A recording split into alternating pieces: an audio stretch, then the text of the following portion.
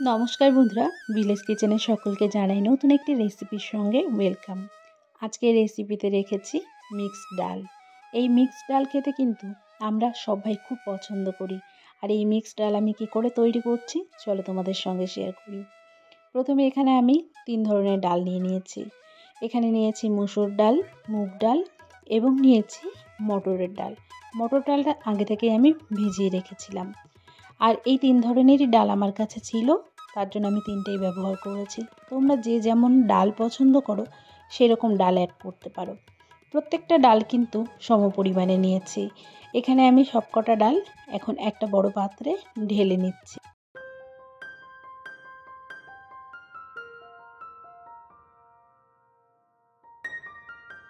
সব ডালগুলো এখন আমি ভালো করে ধুয়ে নেব।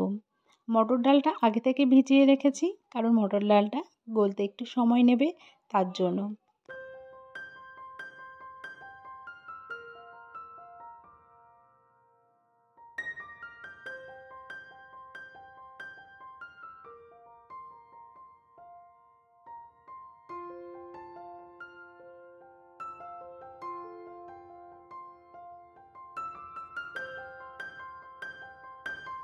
সবকটা ডাল কিন্তু একসঙ্গে এখন আমি সেদ্ধ করে নেব।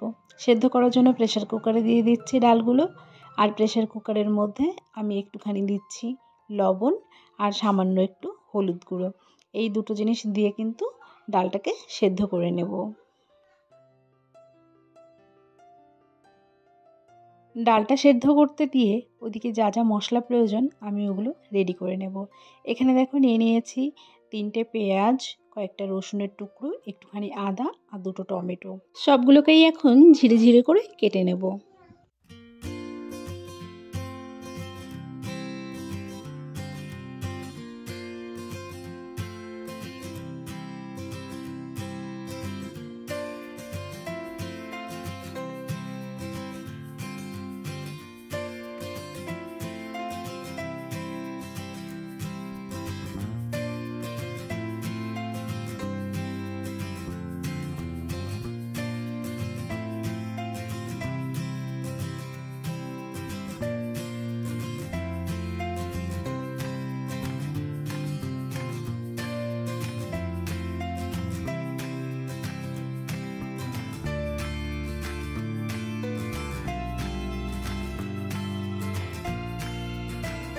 এখানে একটা টমেটোকে একদম ছোট ছোট করে কেটে নেব, আর একটা টমেটো একটু বড় রাখবো।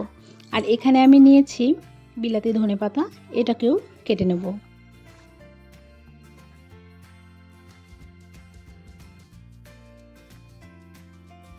যা যা প্রয়োজন সেগুলো তো নিয়েছি। এর সঙ্গে সঙ্গে ডালটাও কিন্তু আমি ভালোভাবে সেদ্ধ করে নিয়েছি। আমি কিন্তু ডালটা পুরোভাবে সেদ্ধ করে নিয়েছি, মানে একটু গোটা গোটা রাখিনি।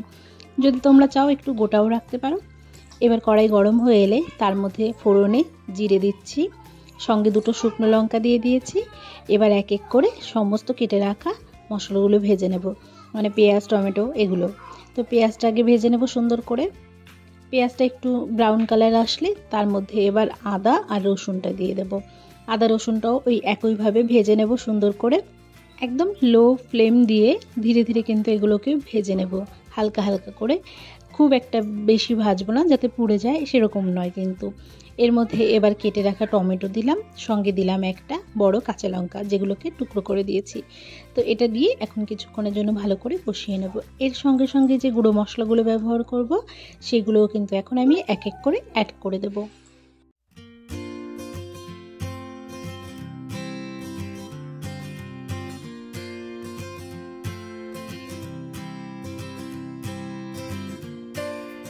সব কিছু দিয়ে এবার মশলাটাকে ভালোভাবে কষিয়ে নেব। এর মধ্যে এবার এই মশলাটার সঙ্গে আমি সেদ্ধ করে রাখা ডালটাও দিয়ে দেবো। ডালটাও কিন্তু মশলার সঙ্গে কিছুক্ষণের জন্য কষিয়ে নেব।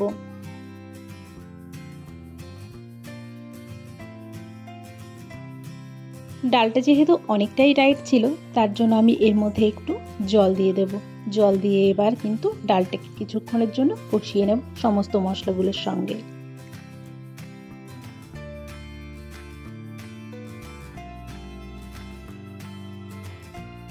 আমি কিন্তু এর মধ্যে এখন কয়েকটা ছোলার ডাল ভিজিয়ে রেখেছিলাম, মানে অল্প একটু ছিল, সেটা এখন দিয়ে দেবো। এটা মুখে পড়লে বেশ ভালো লাগবে খেতে। তোমরা অবশ্যই ডাল রান্নার সময় গরম জল ব্যবহার করবে, কেননা গরম জল যদি ব্যবহার করা হয় তাহলে ডালের থিকনেসটাও ভালো থাকবে এবং স্বাদটাও ভালো আসবে। এর মধ্যে আমি এখন ঝোলের জন্য পরিমাণ মতো জল অ্যাড করব। যে যেমন ডালে ঘনত্ব পছন্দ করো সে তেমন জল অ্যাড করতে পারো, কিন্তু একটু জলটা বেশি ব্যবহার করতে হবে, কেননা রান্নাটা যখন হয়ে যাবে তখন কিন্তু ডালটা ঠান্ডা হলে আরও গাঢ় হয়ে যাবে। তার জন্য একটু ঝোলটা বেশি ব্যবহার করলাম।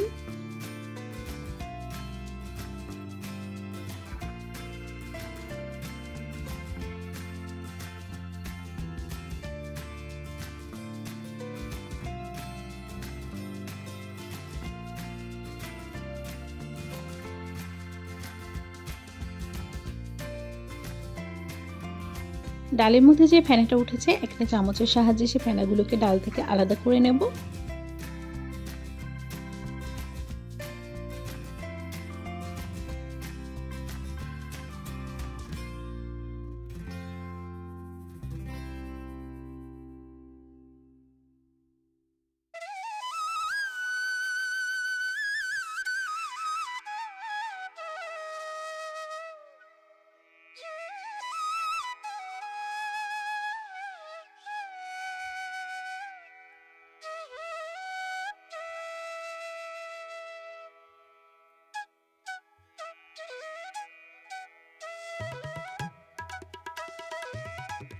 টেস্টটাকে ব্যালেন্স করার জন্য 1 চামচ মতো চিনি অ্যাড করলাম এখানে।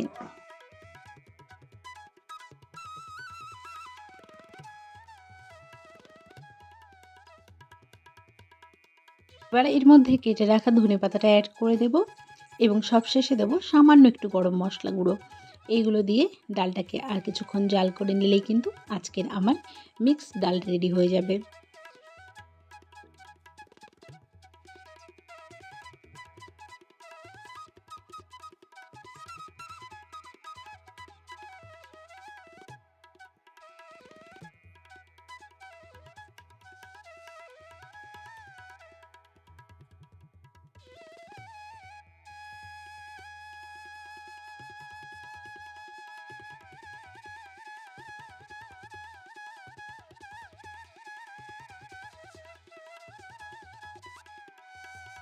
ডালটা কিন্তু এখন সম্পূর্ণ রেডি হয়ে গেছে। এখন একটা পাত্রে আমি ডালটাকে নামিয়ে নেব।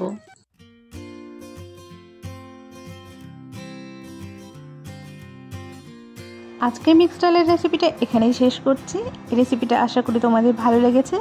যদি ভালো লেগে থাকে তাহলে একটা কমেন্ট অবশ্যই করে যাও, আর ভিডিওটা দেখার শুরুতে একটা লাইক দিয়ে যাও। দেখা হচ্ছে তোমাদের সঙ্গে পরবর্তী রেসিপি নিয়ে। ততক্ষণ তোমরা ভালো থাকবে, সুস্থ থাকবে।